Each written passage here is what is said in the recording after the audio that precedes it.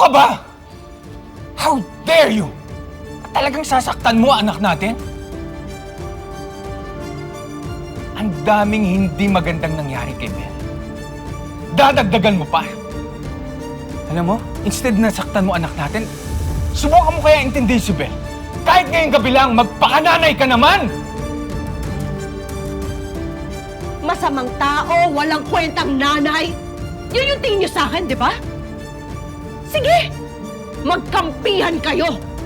At total, nagpapakahiro kayo dun sa Rosel na yun.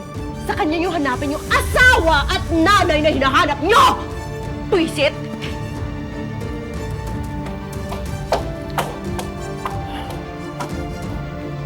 It's okay. Sorry, Dad. Sorry. You don't need to say sorry. Wala kang kasalanan. It's okay. Sorry.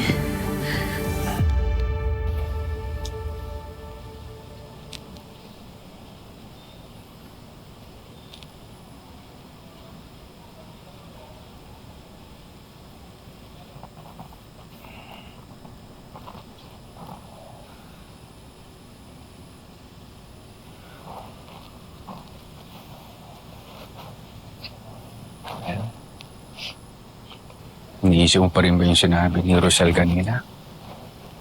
Hindi naman po yun, Dad. Naintindihan ko naman po siya eh.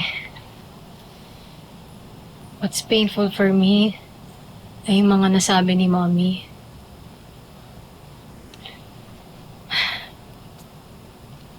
Kahit anong effort kong gawin, kahit anong klaseng pag-reach out ang gawin ko, wala talagang effect sa kanya eh.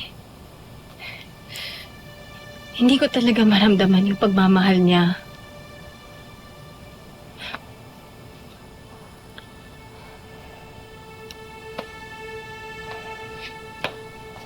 Minsan nga, iniisip ko na sana mahanap ko na yung totoong nanay ko.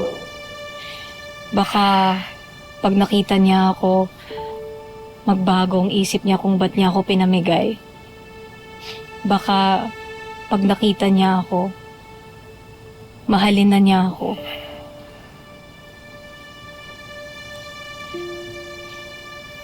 Dad, wala po ba talaga kayong information tungkol sa totoong magulang ko? Anak, alam kong malaki pagkukulang ng Mami Via mo. Pero, sinusubukan ko naman punuan yun eh. Kung ano man pagkukulang niya.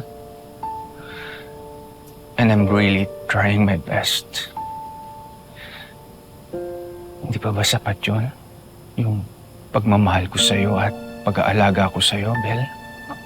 Dad, syempre, pagdating sa'yo, sobrang-sobra nga eh.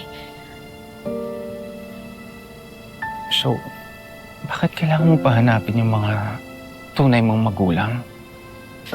Para mabuo ako, Dad. Parang may kulang sa pagkatao ko eh. At ramdam ko yun kapag pinaparamdam sa akin yun ni Mommy na hindi talaga ako galing sa kanya. Baka sakaling pag nahanap ko na yung missing piece sa buhay ko, baka matutunan kong mahalin at tanggapin yung sitwasyon ko.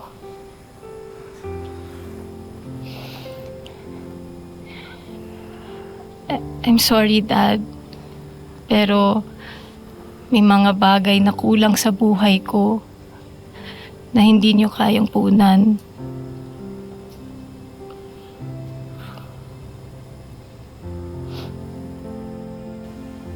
Kung pwede ko lang sabihin sa'yo ang totoo, Bel. Kung alam mo lang, kung gaano ako kasabik, sabihin sa'yo na ako ang totoong ama mo.